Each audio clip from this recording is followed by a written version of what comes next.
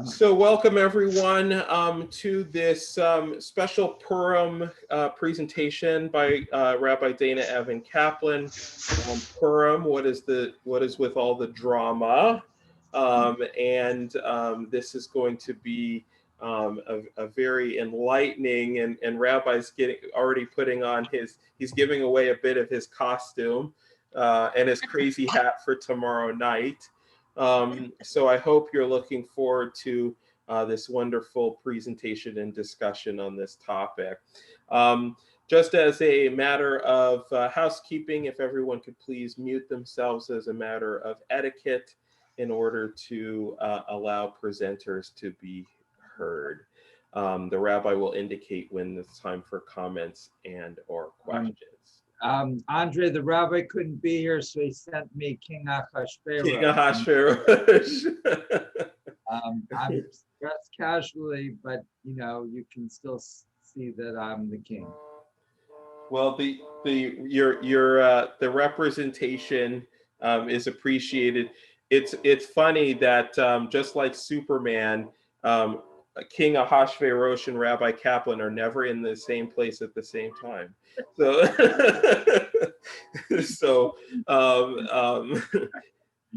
so without further ado, I'm going to turn it over to the rabbi to begin today's session. Enjoy, everyone. Okay. Well, hi everyone, and there's Joanne and Sharon. Hi Sharon. Hi Riva. Hi Faye. Marcia. Hello Meredith. And Bernie and Marvin and Jane, and there's Nan. And I see we have also some people who are keeping a low profile. So you can all hear me okay? Okay, so happy Purim. And what I'm gonna do today is speak not too long, because in the spirit of Purim, we want to celebrate and not overdo it. But what's all the drama about? And I'm going to present a number of ideas that may be a little bit controversial, which is why I didn't want to do this in person. I was afraid that you might throw rotten tomatoes at me. So this way I'm protected behind my computer screen. There's Judy. Hi, Judy. Can you see me now? So shake your head yes or no. Can you see me? Okay, good. Okay, I guess the very first question that I want to ask is, we all know that Purim is a holiday. It's a holiday that we celebrate. We're supposed to drink a lot, and we're going to come back to that point later. We eat hamantashen. We celebrate. And then we also know that there's a scroll, there's a Book of Esther. And the question is, what is the connection between the two? Now, in traditional thinking, the holiday commemorates the events of the Scroll of Esther.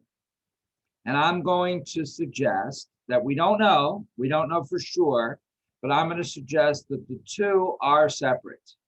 That there was a holiday and there was a scroll, and originally they had little or nothing to do with each other. And in a process of several hundred years or a few hundred years, they became linked, and they became the holiday that we know of Purim. So I'll go back and forth, but let me start with the Book of Esther.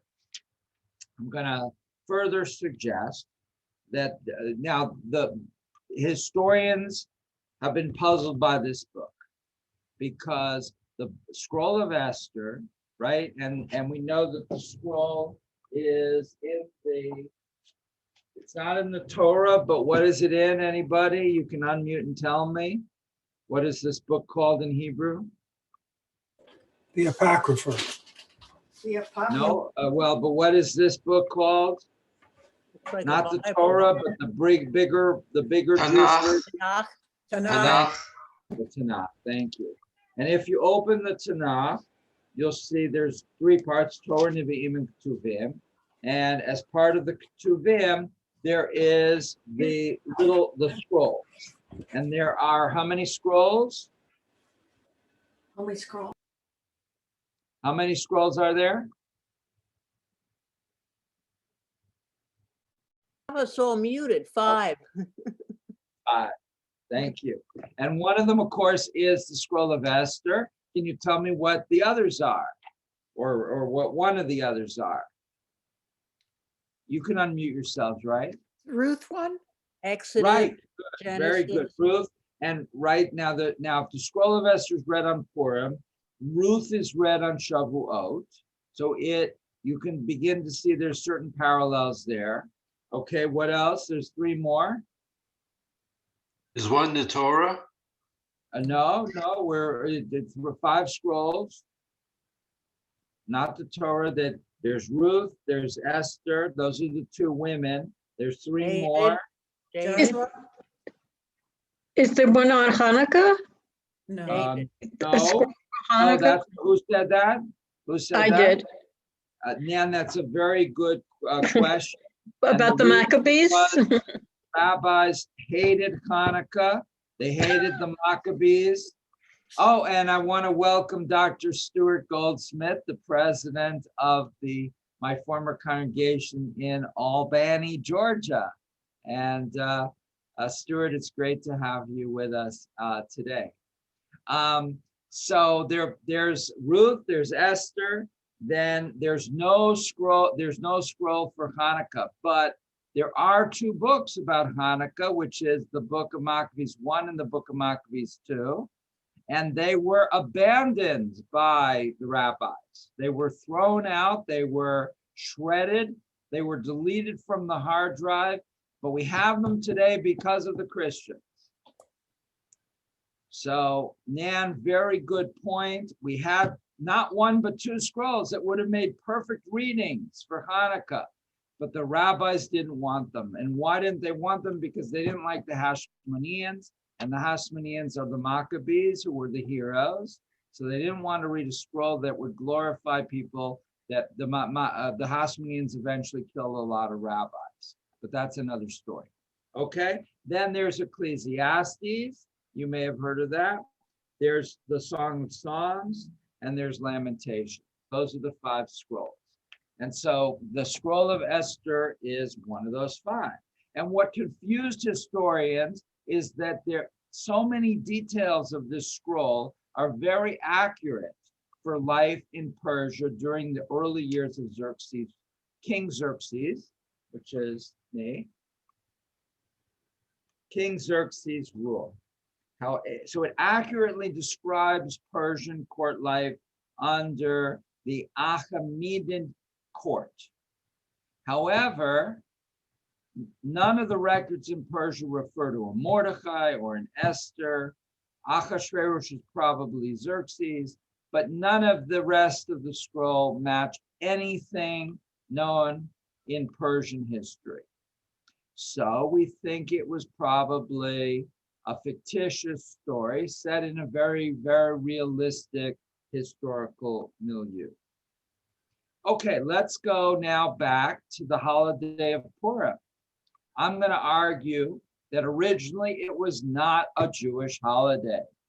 That what it may have been, and there hasn't been a lot of work done on this recently, but there is a historian, Theodore Gaster from Columbia University, who died about 30 years ago, who did a lot of research on this, and he suggested 5 or 6 or 7 possible origins for Purim. And none of them are Jewish. But I'm just going to give you one that I think is the best. And that is that it was originally a celebration of the Babylonian New Year. Now you heard right. What country did this take place in? Persia. Thank Persia. you. I didn't say Persian New Year. I said Babylonian. Babylonia. Babylonian. so the Babylonian New Year predated the Persians. And then when the Persians came along, and basically Babylonia is today's Iraq and Persia is today's Iran. The Iranians or the Persians started observing a holiday that had already been set up next door, and they started celebrating the Babylonian New Year in Persia. And this was it was celebrated around March, and it was a festival of merriment, playing around, a lot of pranks. People would like put honey under the door, they put oil on your doorknobs, stuff like that. And they dress up, and they'd have a big like parades with costumes and so forth. And people loved it. There was nothing Jewish about it. There was nothing even Persian about it. It was a Babylonian holiday, but a very popular one. Also, the belief of this holiday was that the gods determined the fate of people at this time of year by drawing lots. So the gods would take maybe a hat or a bowl, and they would pick lots. And so what is the Babylonian word for a lot? Bernie, you can tell me? You have to unmute, Bernie. Oh, poor. There you go. Is it starting to fit together here a little bit? So Purim is not a Hebrew word. Purim is from pur. Pur means lot. Lot comes from not Persian, but Babylonian, or the Babylonian language at the time. So what apparently happened is the holiday went from Iraq to Iran. The Jews in Iran started observing it like everybody else. Eventually, because they were observing it in groups of mostly Persian Jews, it started to take on a Jewish character, and then they connected it to the Scroll of Esther. Now, let's go back to the Scroll of Esther. Are you following me so far? And I hope you don't tell that the Chabad rabbi in either Glendale or Goodyear, because then they really won't talk to me ever, ever, ever. Now, there are those who believe that, so the Scroll of Esther, where did it come from? It apparently started out, and I'm going to find you the original. I actually have a reconstructed version of the original tale. This is all theoretical. We don't have proof for any of this, but I'm pretty sure it may be true. That originally the story had nothing to do with Jews or anti-Semitism or anything like that. It was a Persian folktale, right? So you know the Arabian folktales and the Central European folktales. Everybody loves them. So here is the original version as reconstructed by one of the anthropologists. Are you ready? Once upon a time, at the court of the Persian king Xerxes, a feud broke out between two couriers. One was named, we know the name of one. What is the bad guy named? Bernie? Haman, okay. Right, and in the original Persian folktale, he's named Haman. And the other, in the Jewish version, is going to be called... What's his name? Mordecai. Thank you. But in the original Persian version, his name is Mardaka. And Mardaka is a good Persian name. So Mardaka and Haman are the two couriers. I guess you'd call them cabinet ministers. In consequence of this feud and the intense hatred that Haman entertained against Mardaka, and apparently Mardaka had too much pride to give in to Haman and give him the respect that Haman felt that he deserved, Haman went to the king and he said that Mardaka was very bad and that his rival and his rival's entire kinfolk were disobedient and disloyal citizens to the king, King Xerxes. And therefore, Haman wanted permission from King Xerxes to put their entire clan to death. What Haman did not know, however, was that one of the kinfolk was the current royal favorite in the harem, the beautiful Satira. So Satira is Persian for star, and the English version of star would be Stella. So in the Persian version, essentially, what we call Esther was Stella. Okay, similar. Haman did not realize that Esther was a girl of great courage, shrewdness, and resource. And Esther found a way to foil Haman's evil designs. She invited the king to dine privately. I'm sorry, she invited Haman to dine privately with the king and herself. So the three of them are there. And this is important because this is going to explain one of the parts of the Scroll of Esther which never made sense. So there's now the king and Haman and Stella having dinner together.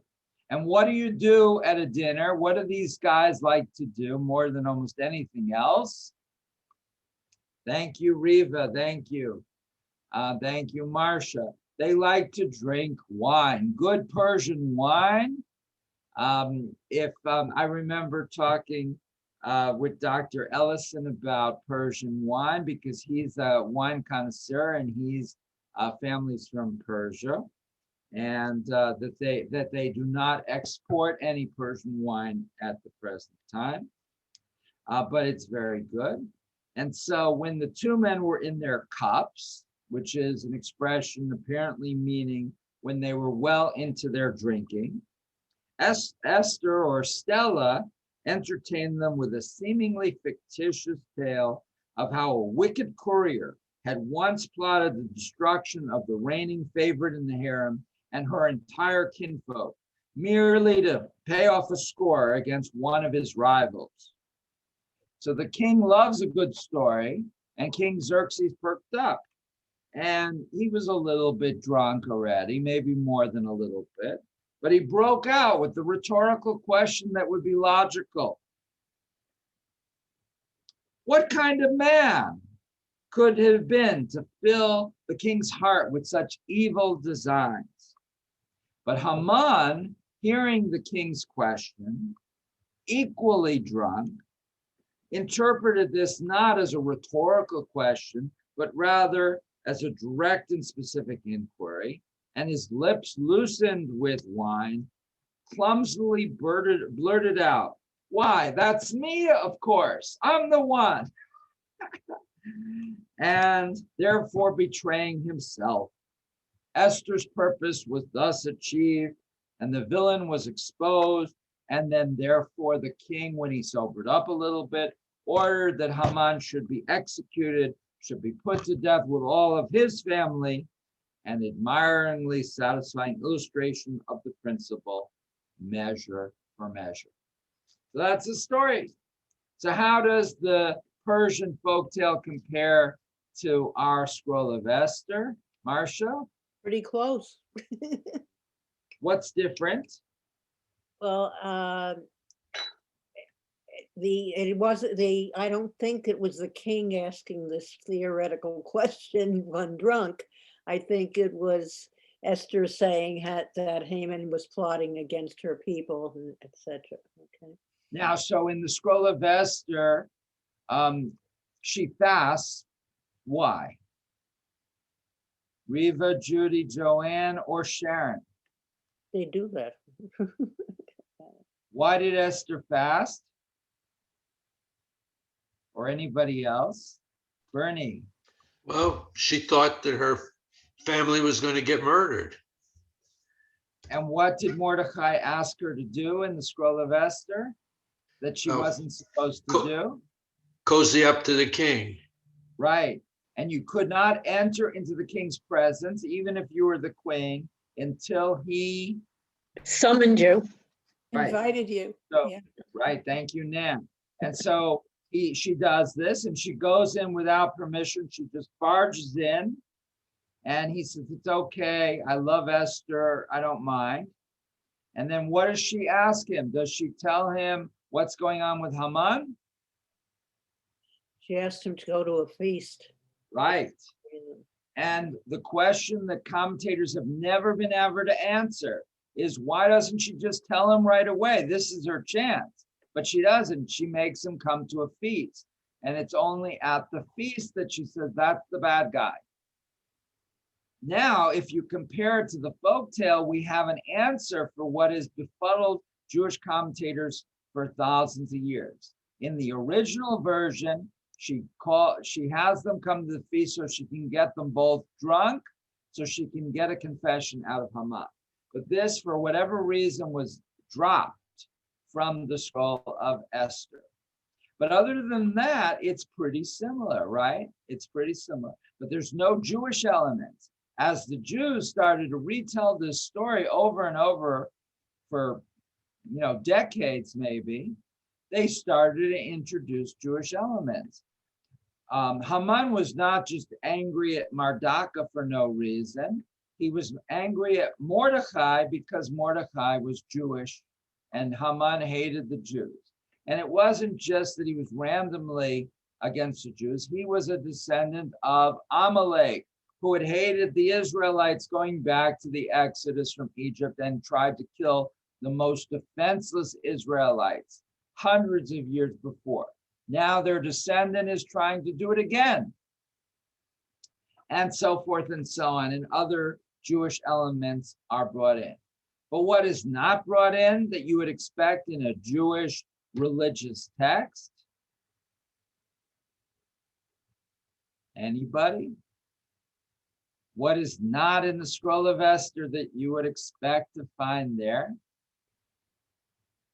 Well, she does admit to being Jewish in the scroll, doesn't she? Okay, but what doesn't she do? Or what doesn't anybody do in the Scroll of Esther? Marvin, you can chime in here as well. She doesn't pray to God. Right. There's no praying. Not only is there no praying, there's no Jewish ritual of any type. Book of Esther. She doesn't do a Havdalah service. She doesn't eat kosher. She doesn't do anything religious, Jewish. She doesn't even mention God, right? And the commentators spend a lot of time. Here's Skinny. He's very traumatized. I'm going away. And he doesn't go very far from me, and he's finished eating his little pig ear. Can you believe it? So she doesn't do any of these things. Why? Because it's based upon a Persian folktale in which there's none of that. If the Jews put that in, it would look too different. So they introduce elements to make it Jewish, but they keep enough of it so that it still looks like the original folktale. Now, was this a deliberate process? No, it was people like us just doing it, because this is what people do. They celebrate. They celebrate in their living rooms with their friends and their relatives, and they just do what they do. Now, the rabbis didn't like people just doing what they do, right? They wanted everything to have a purpose and a religious purpose. They liked Purim a little bit better than Hanukkah for reasons I mentioned, but they didn't like Purim either very much. But they were stuck with these holidays because they were folk holidays. Jews loved these holidays, particularly Jews in what part of the world? Middle East, I guess. All right, but what sort of Jewish situation that was something that we can relate Babylonian to? Jews? Is that what you're? They did not live in what country? Israel. Thank you, Marcia. This is a diaspora Jewish holiday. It's diaspora Jewish identity. And what's interesting is the Jews in the Book of Esther do not show any interest in moving to Israel, even though there are all these anti-Semites led by Haman threatening to kill them. They want to be able to defend themselves. They want to kill the bad guys, but they're Persian Jews. They like living in Persia. and they're proud to be Persians, and they're proud to be Jews. So this is a very literal embodiment of diaspora Jewish identity. The lack of any religious symbols, religious practices in the Book of Esther is really, really remarkable. Now, it could be, I gave explanation number one, is that it is because it was based on a Persian folktale. But now I'm going to reverse course and say maybe the whole thing is in irony. It's a tongue-in-cheek presentation. Since everything in the Book of Esther seems to be based on coincidence, Mordecai happens to overhear these two guys planning to kill the king. The king happens not to reward him at the time. The king happens to have insomnia. The king happens to ask to read old minutes.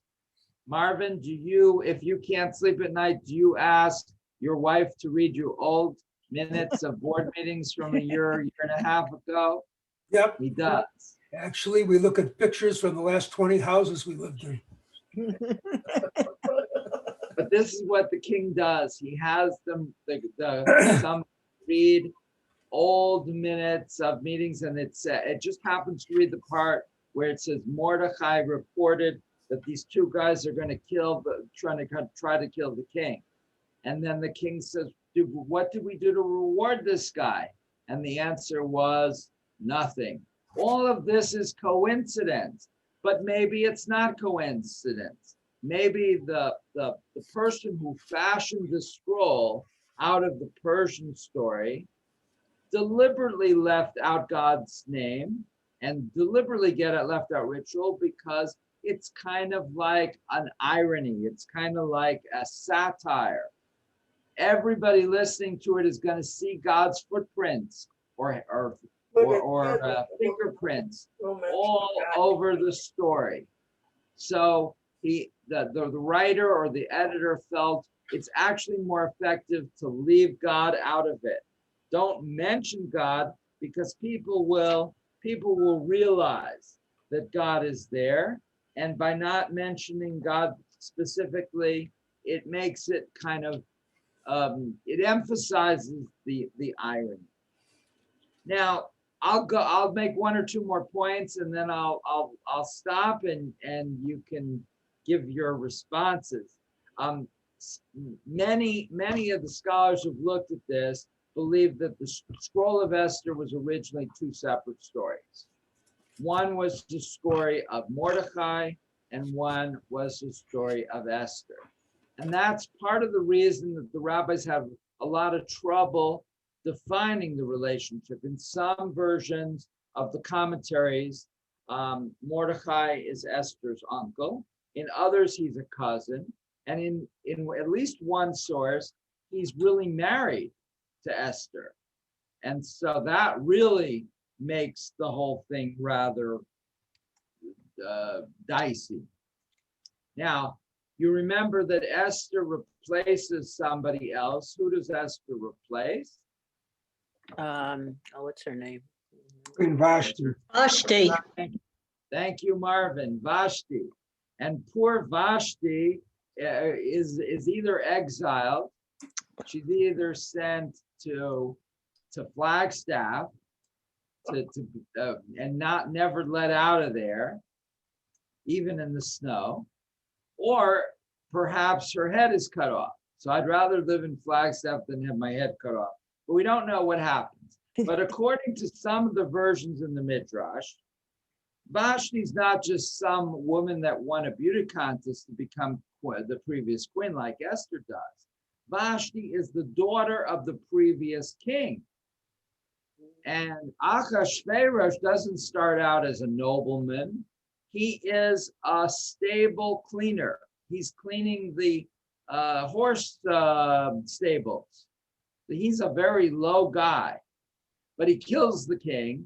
He takes over and he forcibly marries the dead king's daughter. Now, you can see Vashti hates this guy. This is not some boyfriend that she married. This is the murderer of her father who forcibly married her. Now, and he's a drunk, right? There's 8 or 9 separate drinking scenes in the Scroll of Esther. So Achashverosh, as is usual, is getting drunk. Now, in the Persian world at this time, in the court, there was the formal aspect of dinner, where the nobleman and the king would come with their wives, and everybody would dress up nice, and everybody would act respectable. And they'd eat dinner, and they'd have a little wine, and they'd have dessert. And then the women would be asked to leave and to go home and get in their pajamas and eat ice cream and watch Netflix on their own. And the men would, the men would bring in the concubines, the dancing girls. And then the drinking would accelerate, and other debauched activities would also take place with the women, the wives, safely at home, far away. But you can't confuse a wife with a concubine, and you can't confuse the queen with a stripper. And that's what Achashverosh or Xerxes may have done. So he not only asked for Vashti to appear in front of all his friends so that they could see how beautiful she was, something it's beneath the dignity of a queen. According to some versions, he demanded that she come in what state? Naked. Naked, completely naked. This is not a Playboy photo shoot. This is the queen. So what is she supposed to do? She has to say no. Her dignity as queen is on the line. If she comes in naked, she'll be the laughing stock of the whole country. Can you imagine the Queen of England coming onto TV, addressing the whole British Empire naked? No. So she had to say no. But once she says no, the king brought in the legal advisors. What do you do when the queen refuses a direct order from the king? Get rid of her. Well, the legal advisor said the king can pardon her. But the political advisors came forward and they said, you can't pardon her. If you pardon her, you'll be giving license to every wife in the whole country to disobey their husbands. For very reason, this was an unreasonable request, but what if the husband says, make me dinner, wife, please? That was considered to be, a normal thing that man could order his wife to do, right? She'll say, no, I don't feel like making dinner. Let's order Uber Eats. And he'll say, no, wife, you must make me dinner. It's an order. And she'll say, I'm not listening to you. The queen didn't have to listen to the king. So the political advisors said, you can't pardon her. And maybe Ahasuerus didn't want to pardon her. Anyway, as a result, they didn't pardon her. And that was what led to the opening that led to Esther becoming queen. Now, in real life, in real Persian society, a queen had to be chosen from one of the noble families.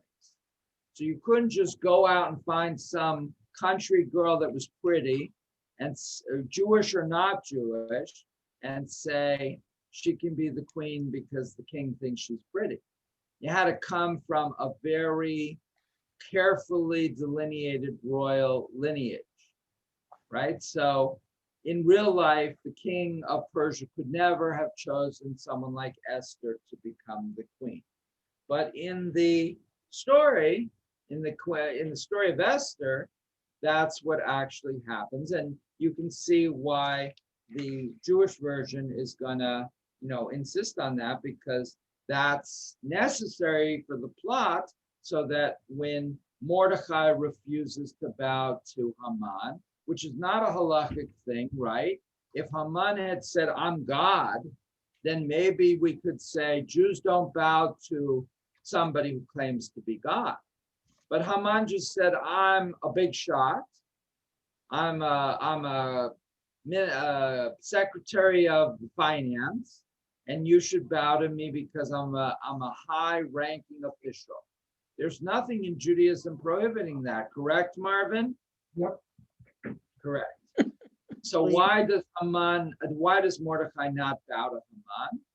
And this is also, there's another folk tale of a Persian folk tale that I won't read to you, Mardaka's pride, in which Mardaka has too much pride, and that's what makes Haman so angry at him. So what do we have? We have a Persian folktale based on real Persian details, which was then transformed into a Jewish story. We have a Babylonian New Year, which was a little bit like Mardi Gras, which was also transformed into a holiday. And then slowly, since the two of them fit together nicely, the details of the Scroll of Esther were determined that would fit the holiday, and slowly it became the Jewish holiday that we know as Purim. So I'll stop here and I'll put on my thinking cap and I'll take some comments or questions as you'd like, starting with Marcia, and then if Bernie or Faye, and we're hoping that, Stuart, that you'll have some wisdom from Southwest Georgia at some point. Okay, Marcia. So we have a whole Jewish organization and a hospital in Tel Aviv or Jerusalem, I can't remember which, Jerusalem. And it's named after somebody who really wasn't, or was there an Esther or not? Well, symbolically, there were lots of Esthers, right? And there were, Esther being the Persian name for Hadassah. But if you're asking me, bluntly, did this actually take place? There's absolutely no reason to believe that it is historical in the details of Esther and You Mordecai. just keep destroying our beliefs, Rabbi. And that is why I'm safely behind the computer screen, Marcia. Okay.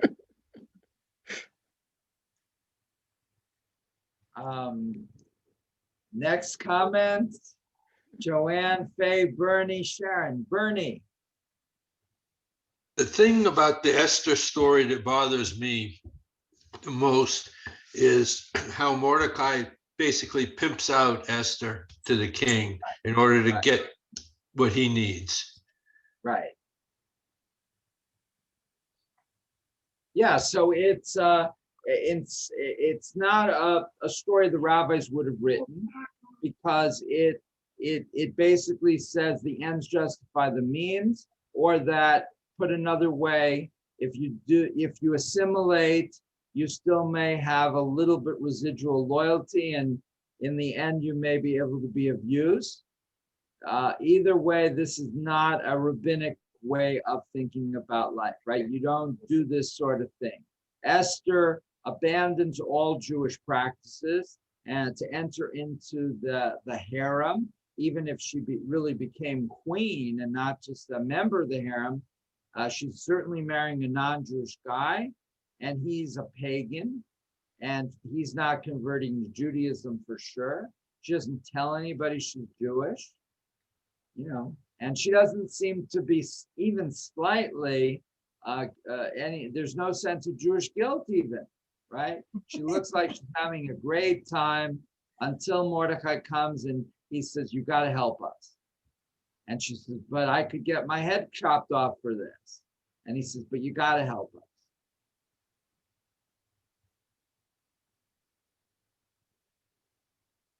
So how does that fit with predestination? Well, it could be seen as, you could argue that the writer or editor of the scroll is saying everything is predestined, that this was all a God's plan, that Esther want to assimilate and go to the big city and go into the harem, and that she would be more attracted by the bright lights and the big city and the fancy clothes. So she led a good life, right? Yeah. And at some point in time, somebody says to her, you have to do me a favor, right? And that you could see this is all predetermined, that this was God's plan, and that leaving out God from the scroll is a subtlety, it's an irony, because of course, anyone who reads the scroll sees that God's hand is all over this plan. Right, so the modern view is somewhere along the line, the Jews have looked at the holiday as being a feast holiday and the savior of the Jews. And so the result is it turns into a modern holiday where we say the Jews got saved, let's eat. And in this holiday, it really means let's eat, because not only we know about Hamantashen, of course, but one of the mitzvahs that the rabbis put into the holiday later, remember that this holiday was not a rabbinic idea, but once it was there, the rabbis tried to co-opt it. And they said there's a mitzvah to have a Sudat Purim, a big feast on Purim day. Now, why did they say this? Because people were already having big dinners and inviting all their family over, because that's what people like to do. So the rabbis said, we're gonna say that this is a mitzvah. So, it's a very clever thing to tell people that it's a commandment to do things they're already doing. So this fits in with all the holidays though. Passover, God saves the Jews, we eat, right? In Hanukkah, the Maccabees saved everybody, and we have a Hanukkah feast. All right, but Purim and Hanukkah are very different from Passover, because Passover is a biblical holiday, and so the rabbis are not really co-opting something in the same way. It's not co-opting, but it's just the concept of that we are saved and therefore we eat. And right. That goes down the line for all the holidays. We have to have an excuse to eat. Yeah. Now, Purim is once every couple months we have to have food. Yeah. Now, Purim is also a great social action holiday for the Social Action Committee. I think there's at least one or two or three people from the Social Action Committee here. And because one of the other mitzvahs is Matanot Levionim, is presents or gifts for those less fortunate. And that also is a mitzvah. And the halacha is that, let's say you give a check. You're allowed to give a check, a money, for somebody to do this for you. But the mitzvah itself has to be done on the day of Purim. So you can't just write a check a week before to Goodwill and say, I've met my mitzvah for doing this gifts for the underprivileged in honor of Purim. It has to be actually executed on Purim day. Now, it's a mitzvah to help the less fortunate all year long. But if you want to specifically do the mitzvah associated with Purim, it has to be done on Purim day. I have a question. Okay. Hi, Sharon. Hi. I was married on March 2nd, and it was during Purim, and my husband's grandfather did not eat. He was Orthodox. Is that Can't eat Esther. 3 days before. Because in the scroll, when Mordecai says, you've got to go talk to the king, and she says, if I go to the king without permission, he could have me executed. And Mordecai says, you got to anyway, you got to take the chance. So Esther says, okay, tell everybody to fast for 3 days, and I'll fast for 3 days, because this is the only Jewish ritual in the whole scroll, if you count that as a Jewish ritual. And then she goes in front of the king. So the fasting is commemorated in what Marvin just called Tanit Esther, the fast of Esther, and that is done the day before Purim. So you probably got married the day right before Purim, and so your father-in-law was fasting. Now that's only a half-day fast. Yom Kippur, as you know, we fast from the evening to the following evening. Yeah. You got married in the morning. You got married in the morning? I got married on a Sunday afternoon. Yeah, see, And that's it why. was So if his- you waited till it 6 was- o'clock, he'd be It eating was dinner. his grandfather, he cut the challah. The challah was almost as big as he was, but he cut it, but he didn't eat anything So he that saved day. one meal on the caterer by having it at noon. So this is Yeah. it. Okay. So they needed to repeat it after dark. Yeah. You know, renewal of vows, as they say. Yeah. I'd like to ask Dr. Stuart Goldsmith to unmute and say hello to us. He's, of course, an old friend of mine from my 10 years at the congregation. And hello, Stuart. Hello, Rabbi, and I appreciate this opportunity to learn from you again, and took every opportunity to do so when you were in Albany, and I always learn a lot, and I've remembered some of what you had said before. Mainly, of course, that it wasn't it probably wasn't true. It wasn't a true story. I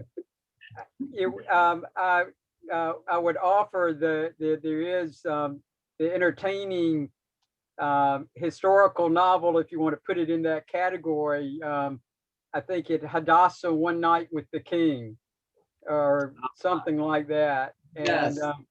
if I'm remembering, the biggest thing that struck me from that book is that I think it was Hadassah telling the story, but Xerxes was a great guy. You know, he was an admirable man, and he had a lot on his mind, and she was a great comfort to him in conversation. But the basics of the story, that she saved the day, was the same. But it was entertaining and sort of gave you a feel for life in Persia at that time, I guess. But I appreciate the opportunity to listen and join this group and learn from you. It's great to see you, Stuart. And if you need a good dermatologist and you're willing to travel a little bit, Dr. Goldsmith is the best. Well, thank you. Mark, Lauren, Roz, Lorraine, Bonnie, Renee, I can't see any of you, but if you'd like to say something, please unmute, and this is a good time. And otherwise, anybody Rabbi? else? Yes. Rabbi, in the Persian or the Babylonian folktale, you didn't mention anything about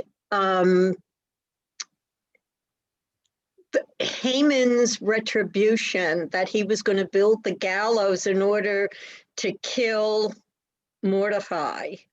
And it backfired. I mean, he ended up parading Mordecai, but he ends up dead.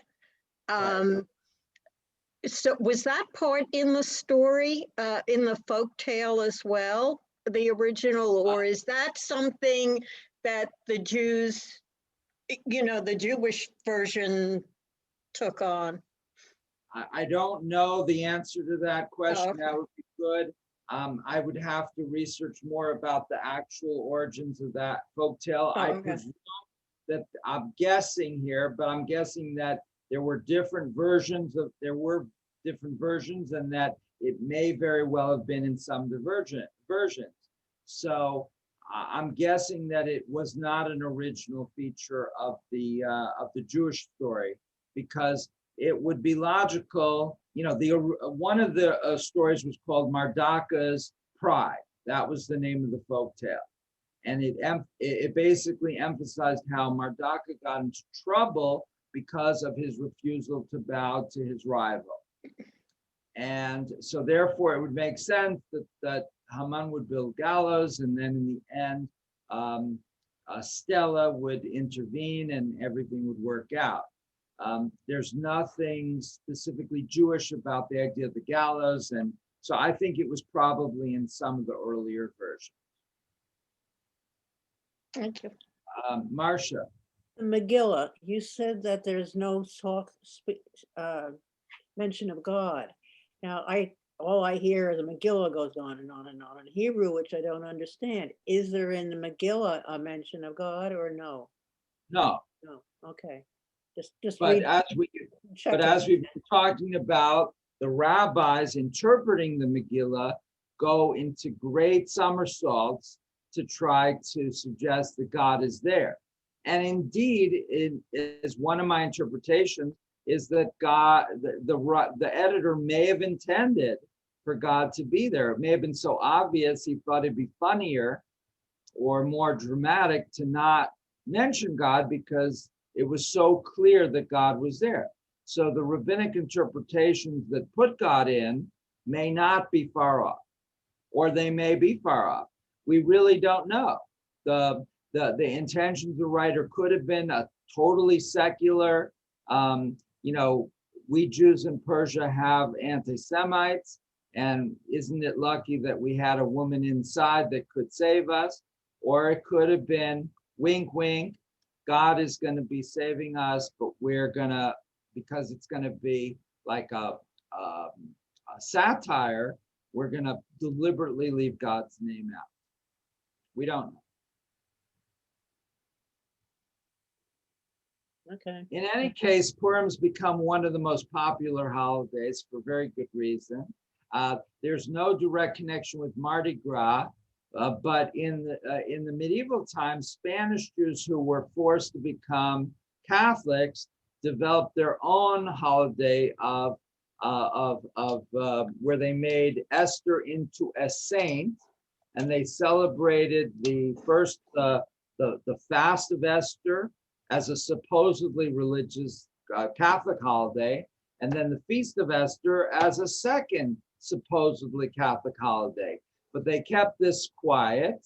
So New Mexico, as you know, was colonized exclusively by Jewish converts to Catholicism, forced converts, and there was no Inquisition there for a while. So there was a lot of this festival of Esther, of Saint Esther in New Mexico. But once the Inquisition got nearby, they started observing this very quietly. Is it any kind, I mean, it comes around the time of Easter. And so is there any connection there?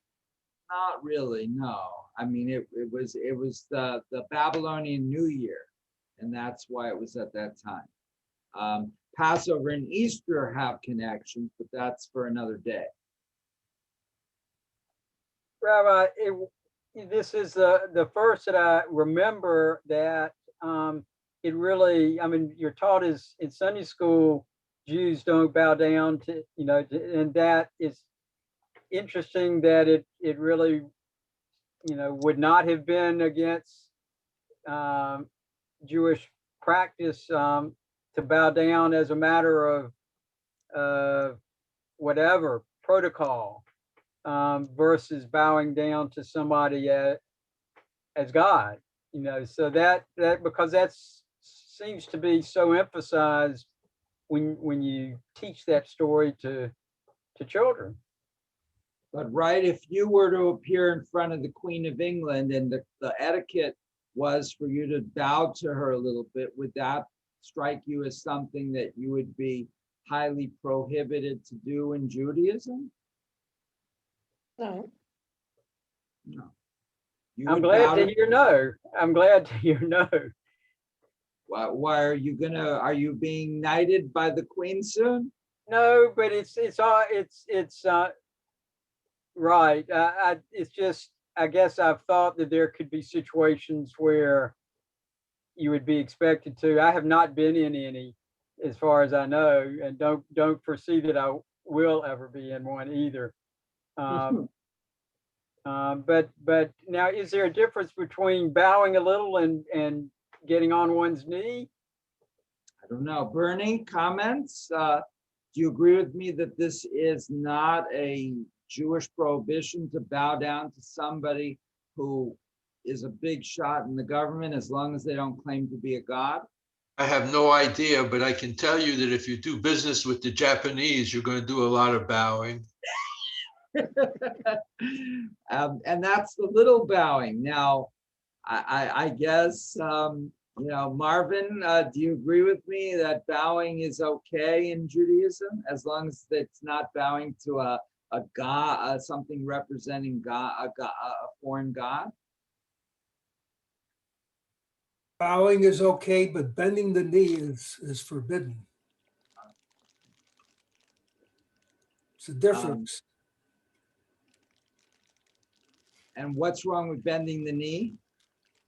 I think bending the knee shows a different type of respect. One that And you is don't- unearned due to position. Bowing in the Japanese and bowing in England to monarchs is part of the prestige of the office. I don't think the problem comes in England and a number of other countries where the kings are the equivalent of gods. So if you're bowing before a god, you have a problem. Now, it's not clear in the Scroll of Esther whether Haman's tremendous anger is primarily or exclusively because of Mordecai's refusal to bow, or whether he really hates Jews in general and this is an excuse. But you could play around with that. And clearly in later Jewish tradition, Haman is seen as just a vicious anti-Semite who hates the Jews and whose ancestors hated the Jews. Which allows you to get away from the whole theory of the beginning of the holiday in the first place. You're trying to give it some type of meaning other than let's have a good time, right? This is That's what rabbis do. We try to find meaning and not to just let people celebrate. I've been to a couple Mardi Gras and I don't see the relationship between that and the crucifixion of Jesus. But that's. But that's because you're not a priest. If you were a priest, you would see the connection much better. But I've smelled New Orleans on Mardi Gras and it's pretty tough. Any final comments, questions, especially from those we don't see? All right, I'll turn it over to, Nan, and then I'll turn it over. Okay, just a quick thing. Last night, Rich and I caught on through Facebook, but I think you can find it through YouTube. Jewish comedians, including Judy Gold, Howie Mandel was Mordecai, the guy from Curb Your Enthusiasm, Larry. Larry David. No, it wasn't Larry David. It was his friend. They did a table read of the story of Purim. It ran for about 40 minutes. It was hysterical with accents. It was free, but they wanted you to make a donation to the Med Center, which feeds the hungry in New York City. Hilarious.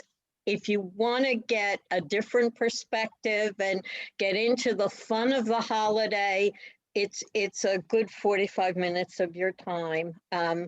Ari Gold was the lead person or the narrator of it, and it was hysterical. I mean, we sat there and really laughed. So that, and Mayim Bialik does a Purim thing I saw that. Thank you. Which is hysterical, but it's sort of a snapshot, and it's great, especially if you have the comedians is more for adults, but Mayim Bialik's would be great for grandchildren. If you've got, school-age children, it explains. And there's a lot on the internet to make the holiday fun, even though we can't be in person, doing all the costumes and the groggers and things. I got to find some beans and something to make noise tomorrow night for services. And Sunday at 11:30, we are having something. Right. Drive into the parking lot. That'll be fun. I'll turn it over to Joanne to. Maybe we should close. dress up for tomorrow night. Yeah, I'm all set. absolutely. You only have to put on half a costume, just the top part. I'm wearing the whole costume. Ready with half a costume. Save a buck. You have half a costume, Joanne? Yes, I do. I just can't think of anything. All right, I'll turn it over to Joanne to say goodbye. All right. Thank you, everyone, for attending this afternoon. I'm sure that you enjoyed this as much as I did, got some great information that I wasn't aware of, and it was interesting and fun. And if you so desire, as always, you know that we'll always take donations. So feel free to call Roz or Helene and donate a little something if you really enjoyed the class. We'd appreciate it. Okay, Thank you. thank you. And good Thank night. you. Good night, And happy everyone. Purim. Happy Purim. Bye. When's the Bye. rabbit on vacation, Robert?